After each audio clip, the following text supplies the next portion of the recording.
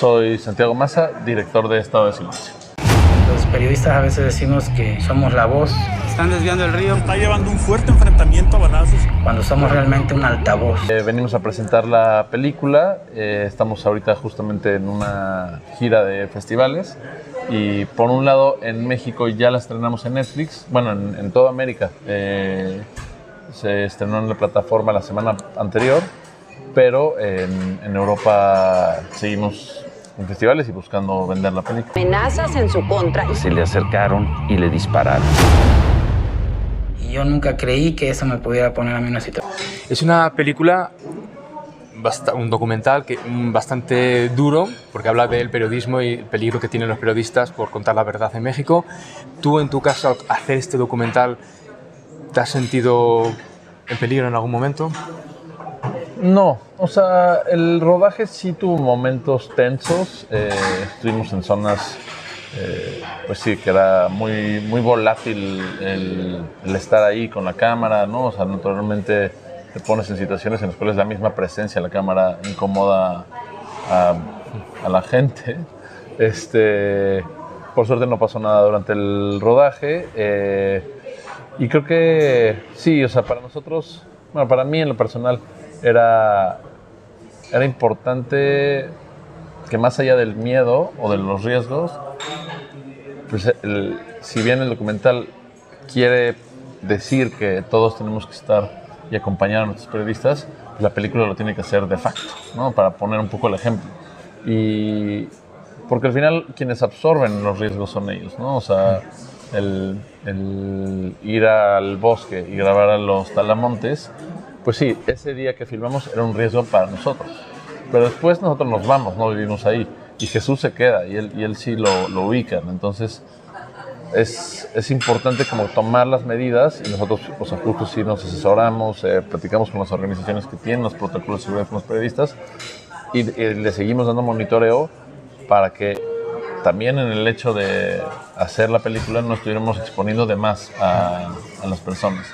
Entonces, es un tema delicado. Te digo, por suerte no hemos tenido ningún susto ni trago amargo, pero también es importante decir que eso, que al final, por más que nosotros nos expongamos, quienes realmente están expuestos son ellos, ¿no? Entonces, sí ese tiene que ser el foco de la atención.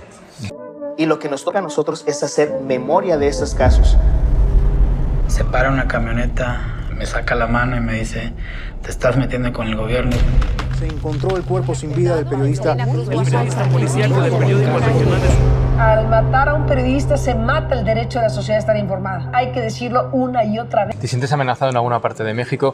Lo digo porque Ángeles Cruz, una de las mejores directoras personalmente de México, su hermano la asesinaron en Oaxaca y digamos que se lo piensa 2 veces antes de ir a su ciudad. ¿Tú tienes vetado algún sitio en México? Por miedo, me refiero. Sí. Pues, o sea, más que un sitio, un estado, una cosa, o sea, creo que son las situaciones, ¿no? Y también es una cosa que es triste de reconocer, ¿no? Pero creo que los mexicanos, y sobre todo los que nos dedicamos a este tipo de cosas, pues aprendes a vivir con ciertas medidas, ¿no? De no manejar carreteras a ciertas horas, o sea, todo ese tipo de medidas que de alguna manera aprendes, internalizas y sí, te mantienen con vida, te mantienen seguro, pero no debería ser así, ¿no? O sea, no debería ser que, bueno, si yo he ido por ejemplo, a Tamaulipas a levantar información, a buscar algunas historias. Fui y lo hice, pero con una serie de medidas que claro, no se trata de que yo diga, mira, qué astuto soy, que fui y no me pasó nada, sino al revés, ¿no? O sea, qué triste que hagamos esas cosas para poder de alguna manera seguir haciendo nuestro trabajo, pero al mismo tiempo pues no es calidad de vida para mí ni para las personas que viven ahí, ¿no? Me comienzan a hablar del mecanismo de protección. Qué triste que lleguemos a este punto, que no podamos hacer nuestra chamba. Los periodistas dejan de hablar. Se está imponiendo lo que ha llamado zonas silenciadas. ¿Qué te motivó a hacer este tema? Pues para mí, o sea, el proyecto no nació de mí, más bien yo fui invitado por Diego y Gael para ser el productor del proyecto. ¿Dentro de Ambulante o fuera? Dentro de la corriente del Golfo. O sea, o sea, a mí me invitaron justamente en la pandemia a dirigir el área documental de la corriente del Golfo y de ahí me dijeron, bueno, queremos que este proyecto lo abraces, nos ayudes a producirlo, y luego en algún punto de querer destrabar la situación del proyecto y de no encontrar cómo venderlo, me dijeron, bueno, pues tú, a fin de cuentas, tú eres director, ¿no? Entonces, si te animas, el proyecto lo vamos a convertir en un largometraje, lo vamos a hacer todavía más nuestro, pero también más compacto, y queremos que tú lo dirijas y que le des ese punto de vista que tú tienes como mexicano. Para mí, o sea, dije que sí de inmediato porque yo tengo una gran admiración y un gran respeto por los periodistas y es un tema con el que conecto de forma natural. Entonces, yo creo que de ahí fue que no solo dije que sí, sino que lo hice mío, lo convertí en un proyecto como si hubiera nacido de mí.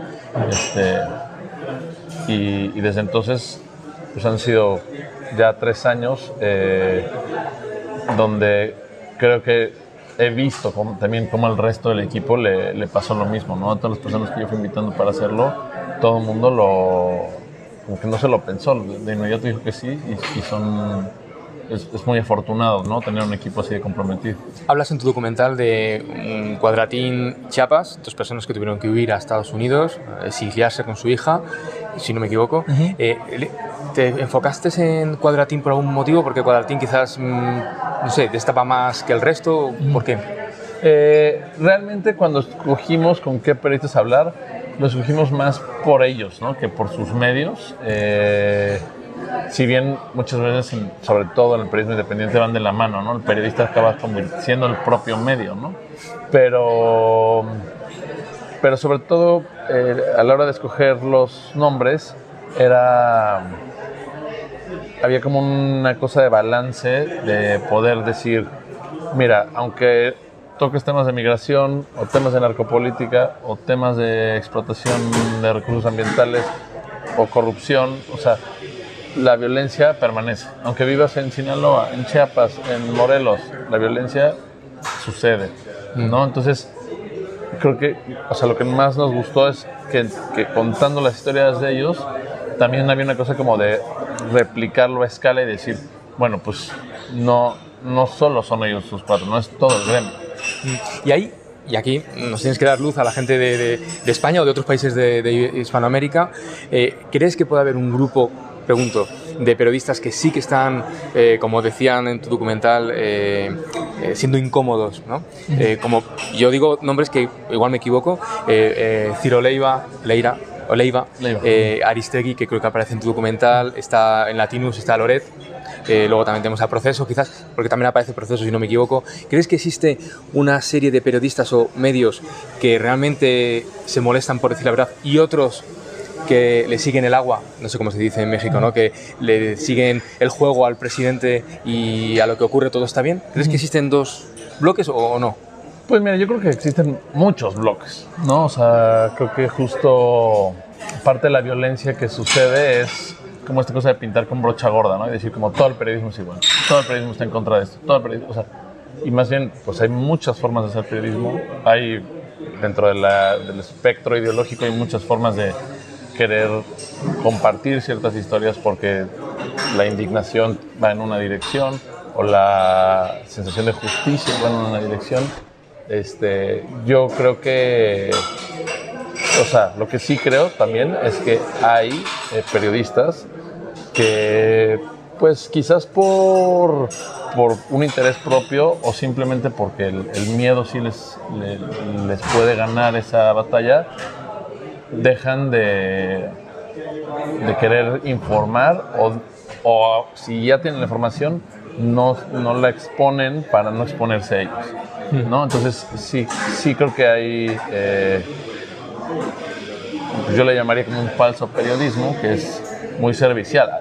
Puede ser el servicio del gobierno, puede ser el servicio de los medios, puede ser el servicio, o sea, de una empresa, y entonces no están informando, ¿no? Están o maquillando la verdad o simplemente compartiendo un pedazo del mensaje.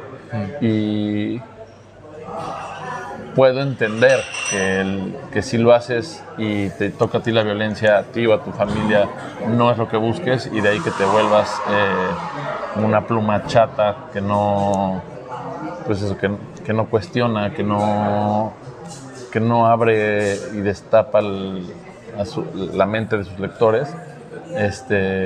Puedo entender que eso pase, pero más allá de entender las causas, pues deberíamos estar hablando entonces de por qué sucede esto y cómo hacer para que no suceda, para que todas las personas puedan expresarse y manifestarse libremente, de tal forma que quienes leen a los periodistas tengan acceso a esa información y tengan acceso a diferentes ideologías, a diferentes puntos de vista, pero que la información llegue a ellos. ¿Hay algún medio, si nos puedes decir 2 nombres, si te quieres mojar bien, si no, 2 o 3 nombres de periodistas o medios que tú creas que no tienen miedo y que siempre... Sí. Para que la gente diga, bueno, pues si quiero leer esto, pues me meto donde tú digas o escucho a tal persona? Claro. Pues mira, yo creo que eso, por ejemplo... Es mojarse, o sea, pero no porque a título individual no lo piensa, no lo sienta, sino porque también los medios pues van cambiando, ¿no? O sea, no es monolítico que, bueno, este medio lo hace bien y lo hace bien siempre. O sea, justamente ayer hablaba con Ray Loriga y decía, para mí el país ha perdido eso que el país era, ¿no? O sea, se han ido justamente perdiendo ese filo que tenían. Y claro, es muy interesante porque el país en México tiene un prestigio y un renombre gigantesco, ¿no? Pero esas cosas, al final, entre más conoces al medio, pues más puedes ver que quizás alguna administración o alguna gestión o algún tema y de repente pierden eso que los distingue. Yo sobre todo creo que la chamba que nos toca hacer como ciudadanos es tratar de llegar a la voz que te está informando. O sea, Marcos Vizcarra escribe para múltiples medios, ¿no? Pero también tiene Twitter, ¿no? O sea, y quizás yo quiero pensar que la mejor manera para mí de informarme de Sinaloa es yendo directo a lo que escribe Marcos.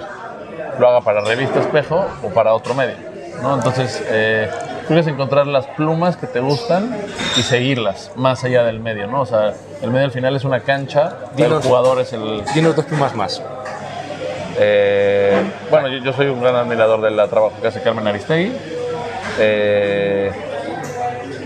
Y también me parece que, o sea, justamente me ilusiona mucho que un periodista, por ejemplo, como John Gibler, que no siendo mexicano entiende a fondo la realidad de México y es un periodismo de investigación magnífico. Luego, para que la gente de fuera entendamos la complejidad que ocurre en México en todos los sentidos, narcotraficantes, todos los sentidos, vamos a decir negativos, ¿no? A veces consideramos que hay que verlo con humor porque si no es imposible tragar eso, ¿no? Entonces desde España se conoce bastante a Chumel Torres, que por cierto dice que le gusta mucho tener la cabeza pegada al tronco y por eso no habla de narcotraficantes. También está Broso, el payaso más tenebroso. ¿Crees que a cara al exterior está bien ese tipo de humor para que la gente lo acepte? ¿O crees que hay que dar las noticias sobre narcotraficantes o sobre las cosas negativas de una forma seria? Para la gente exterior, sí. Para la gente de fuera. Yo creo que exacto, o sea, como regla, yo no creo que haya que tener un tono en particular para tocar ningún tema, ¿no? O sea, confío en que justamente el humor bien llevado puede también despertar una conciencia, puede darle luz y ser crítico de temas, ¿no? Entonces, yo creo que más bien es justo encontrar la persona que te resuena, ¿no? O sea, si el humor de alguien te gusta, pues y a través de esa persona uno se informa, pues qué mejor, ¿no? O sea, qué mejor que también pongamos el humor como una herramienta para informarnos. O sea, yo a nivel global, ¿no? Total, te diría eso, que que no creo que tengamos que ser puristas de que ciertas cosas no se pueden decir de cierta manera. Contra eso me opongo porque va en contra de la libertad de expresión, ¿no? Así que todos podemos decirlo. Creo que es saber quién es tu audiencia y entonces esas personas tienen un diálogo con ellos. Justamente ahorita pensando también en tu pregunta anterior, también hay redes de periodistas independientes que funcionan muy bien como nodos de información, ¿no? O sea, y que si te resuenan, pues puedes, o sea, por ejemplo está Ray Chali en Chihuahua y periodistas de a pie en Ciudad de México y otras zonas.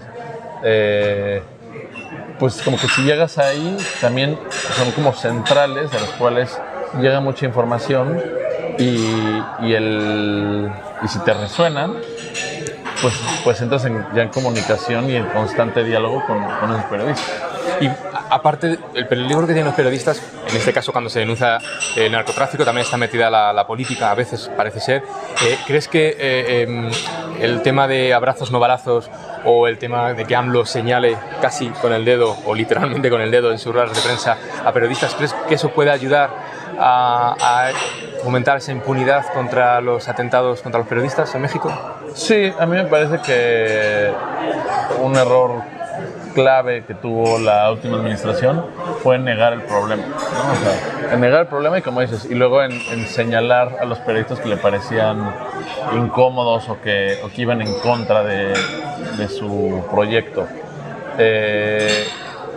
Eso tiene que cambiar, ¿no? Porque, como te decía, o sea, estas generalizaciones que él hace de decir que todos los periodistas son de una forma, pues eso, o sea, de entrada nulifica que hay un sinfín de formas de hacer periodismo y la negación es una invitación, o sea, quien sí tiene un problema con algún periodista, si ve que el presidente niega el problema y que hay esos márgenes de impunidad, tiene una carta abierta para intentar silenciar, amenazar o lo que sea que se le ocurra para quitarse de encima esa voz que lo critica. Y justamente, ¿no? O sea, es la amenaza número uno contra periodistas en México es el funcionario que tiene vínculos con el crimen, ¿no? O sea, el crimen organizado o el crimen en sus formas de expresión no tiene un problema intrínseco con la prensa porque son criminales, ¿no? Ellos ya operan desde lo ilegítimo. Es quien tiene que mantener una fachada de ser la autoridad, de ser quien cuida los derechos de la ciudadanía, pero no lo hace. Ellos son los que quieren mantener la desinformación, porque ellos sí tienen esa doble moral de jugar con la información a su beneficio. Entonces también para el documental es importante dejar claro que ahí es donde está el epicentro de la violencia, que a veces sí tiene que ver nada más con grupos criminales, a veces tiene que ver con empresariado, o sea, puede haber muchos factores, pero la amenaza número uno es el funcionario corrupto. ¿Crees que con Claudia lleva poco, pero por lo que has visto por ahora puede cambiar? Yo creo que por sí solo no va a cambiar. Yo creo que si más bien aprovechando las condiciones que existen ahorita, que es una nueva administración, es un momento de transición, sí creo que ella es alguien que escucha más, se abre más al diálogo y entonces creo que con esas características nos toca a nosotros empujar para que este mensaje se posicione y que la ciudadanía pueda exigir eso, que la libertad de prensa es su derecho y quiere y defiende que los periodistas puedan hacer su trabajo sin exponerse y sin aceptar riesgos que son inhumanos, francamente. Y veíamos en tu documental que cuando hay algún problema se van a Estados Unidos los periodistas. ¿Crees que podría ser también utilizar, entre comillas, la suerte de hablar el mismo idioma en Iberoamérica, de poderse huir a otros países de Latinoamérica, en vez de a Estados Unidos, incluso a España, de venir a España, porque a Estados Unidos, ¿no? Que el idioma, la cultura es diferente? ¿Por qué no se podría, tú crees, para que se refugien durante un tiempo en países latinoamericanos o en España? Sucede. O sea, sí hay periodistas que, o sea, yo sé que se han ido a Perú, otros han ido a Centroamérica, hay periodistas que hay una beca que lleva a los periodistas por un tiempo al menos a España, a Barcelona. Por temas de que estén amenazados. Sí. Claro, lo que también sucede es que justo, o sea, hay periodistas que tienen los recursos o hasta los papeles para decir, bueno, me voy a España, me refugio en Latinoamérica. No, lo que hay que pensar es que muchos de estos periodistas pues ya están precarizados, o sea, claro, con esos sueldos y esa capacidad de ahorro que el periodismo no da, es muy difícil luego hacer sacar a tu familia y llevarla a otro país. Es complicado, o sea, es caro, es complicado, hay temas de papeles, de si el otro país te recibe o no. Entonces, yo te diría, por un lado sí pasa, y por otro lado, en ese momento también todos acaban huyendo a donde pueden apenas, ¿no? O sea, más que poder elegir. Sinaloa pues está cerca de Estados Unidos, ¿no? Pasan para arriba o... Bueno, eso. O sea, pero Mari y Juan de Dios eran de Tapachula. Y ellos se fueron de Tapachula hasta California por una cosa de un contacto que ellos tenían allá y que ¿no? No fue organizado por el gobierno, nadie les ayudó, el gobierno no les ayudó a... El gobierno no les ayudó. Para la parte de Estados Unidos el gobierno no les ayudó. El gobierno los sacó el mecanismo, lo que hace es como que te extrae del lugar donde eres amenazado y te pone en otro estado, ¿no? Naturalmente, o sea, si estás en Chiapas te puede llevar a la Ciudad de México, estás en la Ciudad de México te puede llevar a Campeche, o sea, te mueven, pero aparte de eso, te mueven un poco a lo loco, te mueven de forma muy gratuita porque, las casas a las que te llevan no son hogares. Entonces, imagínate que vienes de un momento de amenaza, llegas a una casa que no tiene ni muebles prácticamente, tiene un colchón, y los periodistas, pues, tú lo sabes, o sea, son sus redes de contacto. Entonces, el periodista deja de trabajar, ¿no? O sea, ya no tiene acceso a lo que él hace, que es hablar, dialogar, informarse y él compartir eso, ¿no? Entonces es como una muerte laboral que se convierte luego como una muerte espiritual porque las cosas dejan de tener sentido cuando uno no tiene ni acceso a su oficio y a lo que le gusta hacer. Y pues eso, creo que también por eso muchas veces son desplazados dentro del país. O sea, aún estando en tu propio país, tú te puedes convertir en un fantasma en otra tierra, ¿no? Entonces, sí, el tema del desplazamiento creo que no está bien entendido porque tiene secuelas de salud mental y emocional muy graves y el protocolo, que si bien existe y tiene ciertas cosas que funcionan, tiene que mejorar eso para que los periodistas no sufran estas consecuencias, ¿no? Y que quede claro que está dedicada a Javier Valdés. A todos los periodistas. Bueno, vale, como pone el director Javier Valdés, sí. He visto que hay un detalle, un homenaje, ¿no? Claro. Dedicado, homenaje quería decir. Sí. No, hacemos este mural homenaje donde todos los créditos del documental se los asignamos a los periodistas. O sea, todos los nombres que aparecen son los periodistas porque creemos que sí, que en efecto ellos también dirigieron esta película y que su trabajo impulsó la existencia de esta película y entonces nos era importante darles ese reconocimiento y decir, la hicimos entre todos y ni uno más. Nada, muchísimas gracias, muy amable.